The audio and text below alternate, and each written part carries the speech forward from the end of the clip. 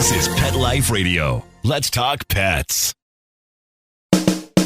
Welcome to Animal Rights on Pet Life Radio. It's your host, Tim Link, and I'm super excited to have you here today. We've got a good friend of the show, as they say, a master novelist, a mystery writer, a thriller writer. He's wears a lot of different hats. And, of course, we're talking about Jeffrey B. Burton and his latest book, The Boy in the Wall. Isn't it a crazy title? I want to dig into that and find out what that's all about, too. So we'll come back after this commercial break and talk to Jeffrey a little bit about the book, and then we'll wrap it up with some of his writing masterful ways he goes about doing things so we can all learn from the best. So everybody hang tight. You're listening to Animal Rights on Pet Life Radio. Take a bite out of your competition. Advertise your business with an ad in Pet Life Radio podcasts and radio shows. There is no other pet-related media that is as large and reaches more pet parents and pet lovers than Pet Life Radio. With over 7 million monthly listeners, Pet Life Radio podcasts are available on all major podcast platforms. And our live radio stream goes out to over 250 million subscribers on iHeartRadio, Odyssey, TuneIn, and other streaming apps. For more information on how you can advertise on the #1 pet podcast and radio network, visit PetLifeRadio.com/advertise today. Let's Talk Pets on PetLifeRadio.com. Welcome back to Animal Rights on Pet Life Radio.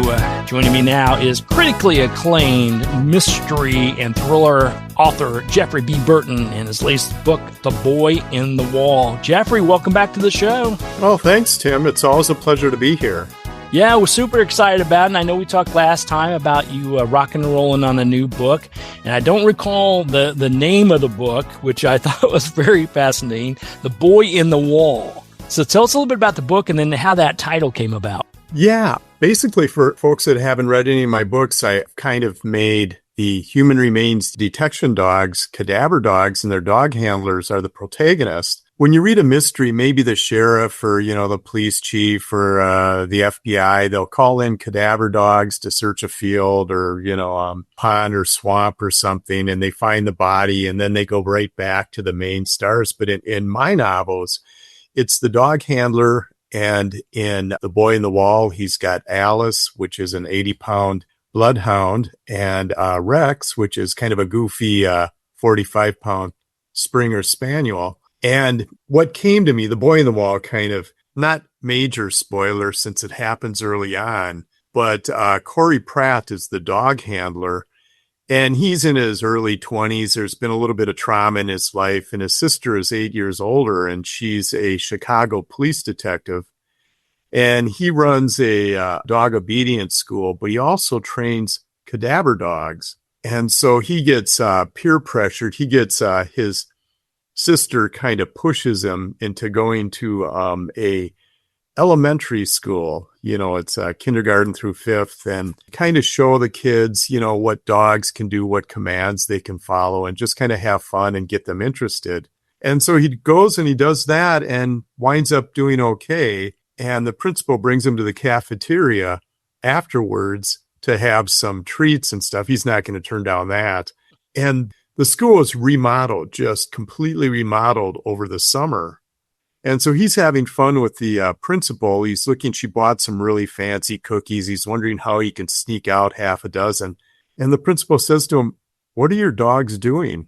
And he looks over, and the bloodhound is sitting there and facing the new cafeteria wall and kind of patting on the ground. And the Springer Spaniel, Rex, is looking his way and just about to start barking because they've alerted him to something is inside the wall. Oh, boy. And that's where it begins. So fortunately, the title, The Boy in the Wall, doesn't, 5 pages in, you're already, okay, no big spoiler alert. But still, it jumps right. I mean, to me, it jumps right at you. The title's self-explanatory, so I was assuming you didn't have a hook from that angle. There's a boy in the wall. Oh my God! So it hits you right in the face. I think the title's fantastic, and then it hits you. Okay, this is the story about the dogs finding the child in the wall. Now, what happens from there? That's the key and the thriller behind it all, and who did it and when it happened and all the wonderful stuff. And it always starts with cookies, so that's good. It's a yeah, it's kind of fun is, everybody has something that's in their family tree, not like deep, dark secrets like a Harlan Coben novel, but there's stuff, maybe great grandfather did this or that. Without giving too much away, I thought, well, what if something from the past, from the deep past, from generation ago, collides with the present, and the authorities are at a loss because hard for them to find a motive. And so that's kind of where it kind of proceeds to dive into. Nice. So we have the main cast. I love, first of all, the dogs rule the book, which is always a good thing for me.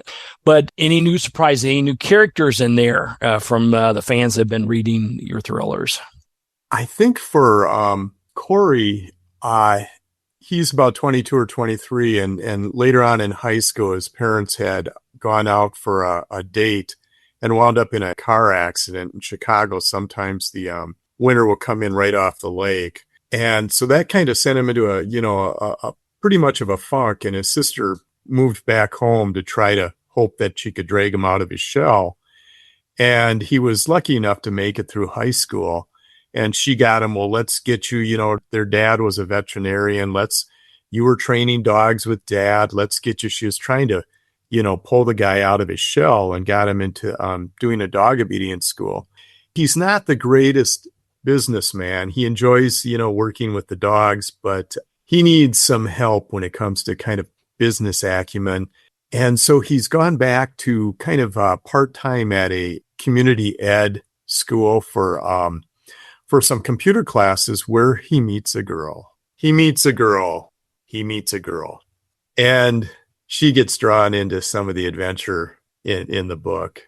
I love that. Now, in this particular series, is this number 3 in the series? Is that correct? Or yeah, it started with the Dead Years, and then last year was The Second Grave, and then The Boy in the Wall just came out. And I've got at my feet, I've got my beagle Milo. Nice. And I pretty much model Rex, the Springer Spaniel, after him. He's goofy and good-hearted, although I don't know if a dozen squirrels or rabbits in the backyard would share that opinion. I think they'd probably say Milo's a serial killer. It's a serial killer. He's the sheriff. Watch out around this place. That's fantastic. Well, when reading your books, though, I will say that, even though they're part of a series and you get sort of wrapped into the characters, they are standalone books. You can pick up one and pick up The Boy in the Wall right now and read through it and really have a good thriller, a real good mystery behind, and fall in love with the characters and then work your way back, or, start at the beginning of the series. Either way. Exactly. I think I'm pretty good where the book starts, and in the first few paragraphs or pages, you meet the characters and their relationship. And so, you don't really have to read them in order. It's not like, Lord of the Rings or anything like that. It's a standalone adventure with each book. It's kind of like human remains detection dogs. Each time they find human remains, there's going to be some sort of a mystery. And every now and then they wind up opening a Pandora's box with a discovery. And I love your writing. I love what you do. But I love the fact that, I talk to a lot of great authors out there, including yourself, and they write a lot of different mysteries and thrillers, and they all have their own unique angle. But yours, I love the fact that it starts off, to me, very simple. You got a guy, got to figure out life. Why not train some dogs? And next thing you know, he's knee deep into all these thrillers and mysteries and shenanigans. So it was like it started off, okay, let's find you a good life. And now it's like, oh my gosh, how can I get away from this life? Because it's every time I turn around, it's some sort of chaos going on. Right. I've made the dogs, Springer Spaniel and a Bloodhound, where he gets into trouble, and they're great dogs, but they're not like, a pit bull or German Shepherd or anything. So there's still the fear factor where you're like, oh my goodness. And the dogs aren't really trained as attack dogs or anything like that. But he gets into predicaments, and you hope he and his sister and the dogs will be able to help remove him from the predicaments. Exactly. We won't say if they do or not. We'll leave a cliffhanger there for sure. All right, we're going to take a quick commercial break. We'll come back and continue our conversation with Jeffrey B. Burton, talk a little bit more about his latest book, The Boy in the Wall, and then we'll talk to Jeffrey a little bit about writing in general. We talked a little bit about how we get to these books, but I want to talk about the whole meat and potatoes behind it all, or the cookies, shall we say. So everybody hang tight. We're listening to Animal Rights on Pet Life Radio.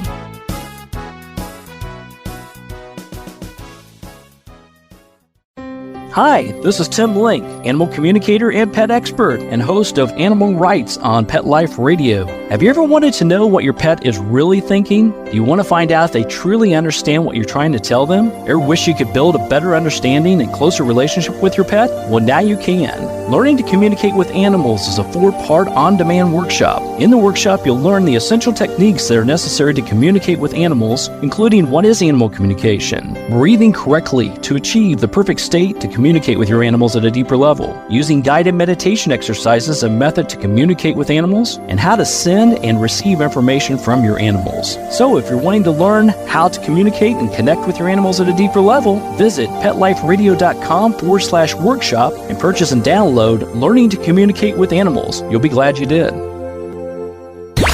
Let's talk pets. Let's talk pets On Pet Life Radio. Pet Life Radio. PetLifeRadio.com. Welcome back to Animal Rights on Pet Life Radio. Continue our conversation with critically acclaimed author, mystery thriller author Jeffrey D. Burton in his latest book, The Boy in the Wall. So Jeffrey, when you put together this series or just writing in general, do you go into it with an idea of what the whole theme is going to be about, what you're looking for? Do you pull things from the news perhaps?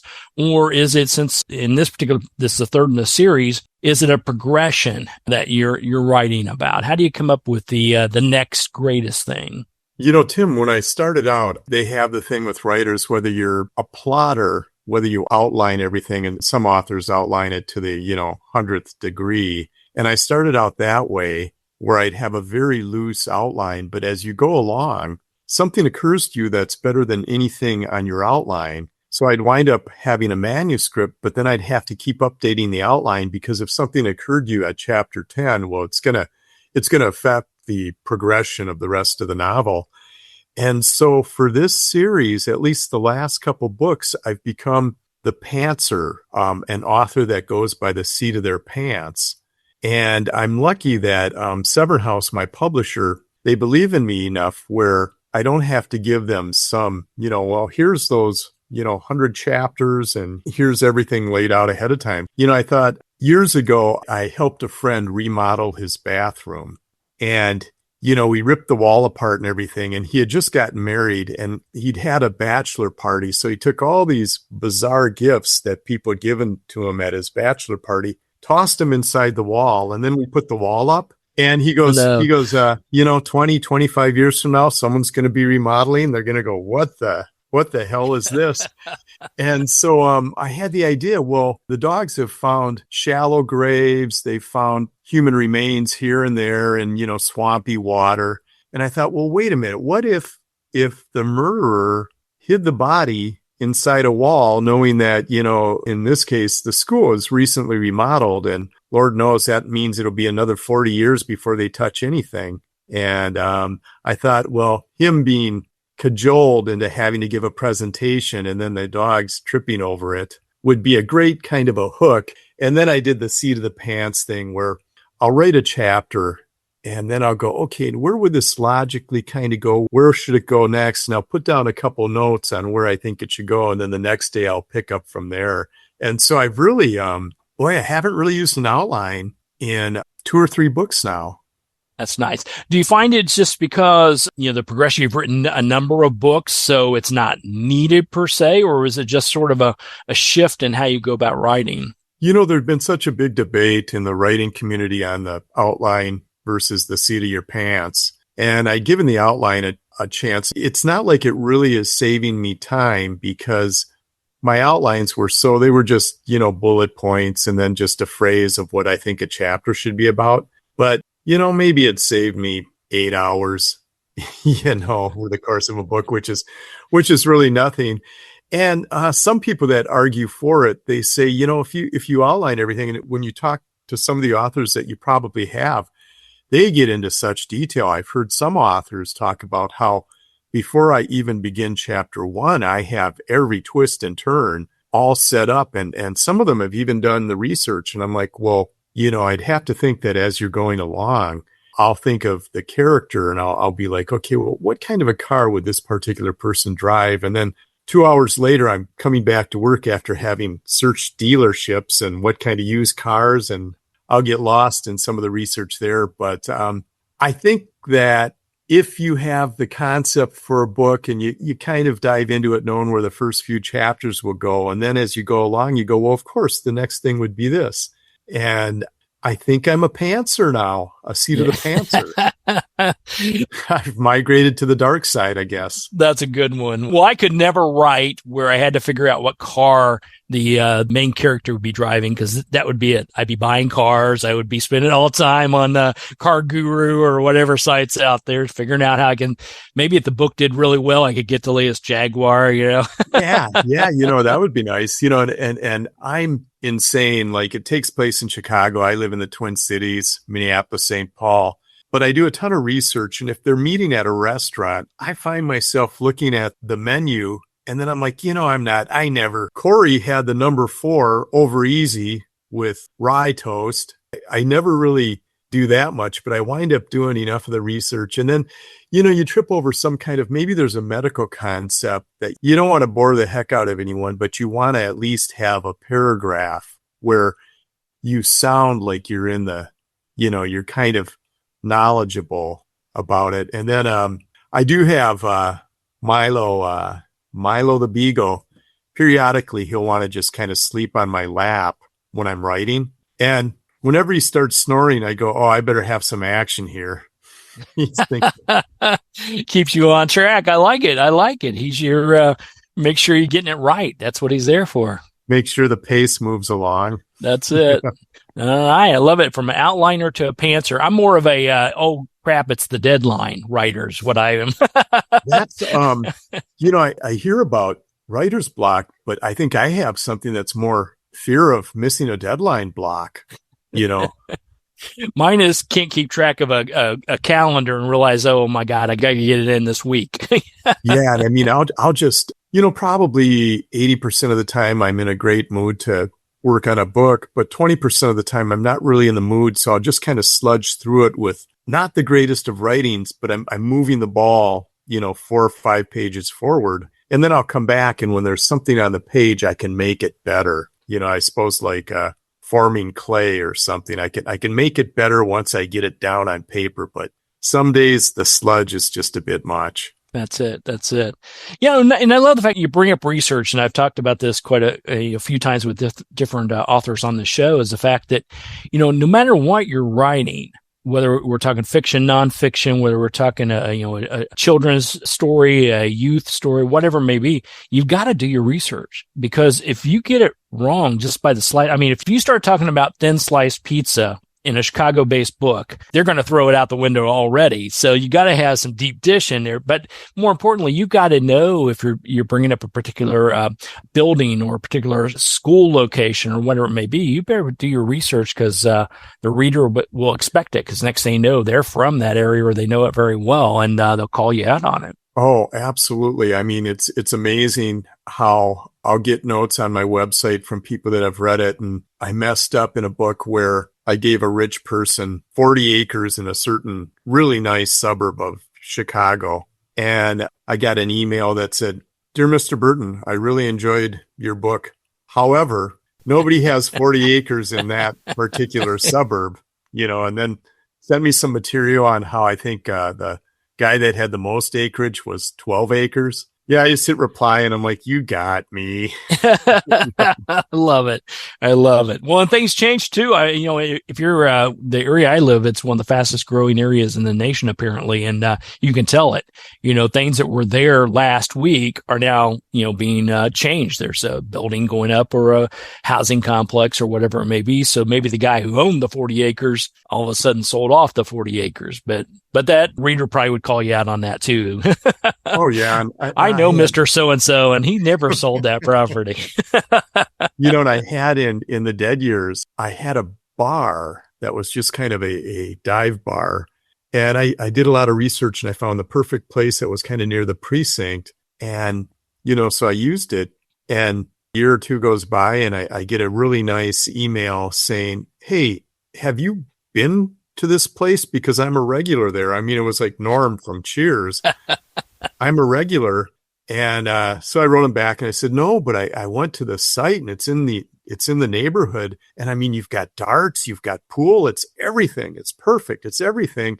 And then the person that owned the bar sent me a very, very nice email. I sent him a signed book. And if I wind up in Chicago, beer's on them. That's it, man. It's more excuses to get to Chicago. Can't complain about that. Research is paying out for me. That's it. Next thing you know, I think you need to do some research like in southern France and, some Bordeaux and right. And take the bloodhound with you. Why not? In putting together this book, The Boy in the Wall, as well as the rest of the series and everything you're doing with mystery and thrillers, is there a goal that you're looking for? When you set this out, and somebody picks it up, reads through it, thoroughly enjoys it, is there something you're hoping they get from it other than just pure pleasure? Are there any messages, any thing you're wanting to do, or you just want them to have a little bit of fun with the mystery? I think I probably want them to have a little bit of fun with the mystery. And I think I have a lot of just dog loving followers like myself. So I'm enjoying, my wife and I have managed to kind of always have one or two running around the household for the last 25 years. And I'm not a dog trainer or handler. I don't have the patience. If you came over, Milo would be jumping up and down on you, driving you crazy. And I've had people come to me and they say, Jeff, you write these dog training books. Can I bring my dog over and drop him off for a week or so? And I'm like, he's going to be 5 pounds heavier and he's going to like go for football. That's right. Right. If you want him to misbehave even more and be 5 pounds heavier, I love it. That I'm your man. Oh yeah. So I think I'm writing for folks to just enjoy and maybe if they're lying on a beach during the summer, to have something that'll keep them flipping pages. And then also just, maybe a love of our canine friends. That's it. I love it. I love it for sure. Well, everybody pick up a copy. Jeffrey, where can people find out more about the book, The Boy in the Wall, and where you're going to be and what you're doing? What's up next? Oh, yes. My website, jeffreybburton.com, jeffreybburton.com. And I've got an events calendar where I'm going from Duluth and Minneapolis and Green Bay. Nice. Green Bay. And then you need to work your way over to Chicago for free beer. That's what I'm thinking. Get on it. Absolutely. Get your agent involved. Get the editor. They said they had the book. I'm not sure if they have the part open to their thing behind glass, but I've got to stop by there. That's it. Sounds like a good place to me. Oh yeah. Well, everybody pick up a copy of the book. It's The Boy in the Wall. It's part of the Chicago Canine Thriller series. You're going to definitely love it. Jeffrey B. Burton. Jeff, thanks for coming back on the show. Always great. Great job with the book as usual. Thank you. And we'll look forward to chatting with you again somewhere very soon down the road. Thanks, Tim. All right. Well, we're coming to the end of the show today. I want to thank everyone for listening to Animal Rights on Pet Life Radio. I want to thank the producers and sponsors for making this show possible. If you've got any questions, comments, or ideas for the show, you can go to PetLifeRadio.com, and we'll be glad to answer your questions, entertain your comments, and bring on the people you want to hear from most. And while you're there, check out all the other wonderful hosts and shows. It's a cornucopia of barking fun. That's at PetLifeRadio.com. So until next time, write a great story about the animals in your life, and who knows, you may be the next guest on Animal Rights on Pet Life Radio. Have a great day. Let's Talk Pets, every week on demand, only on PetLifeRadio.com.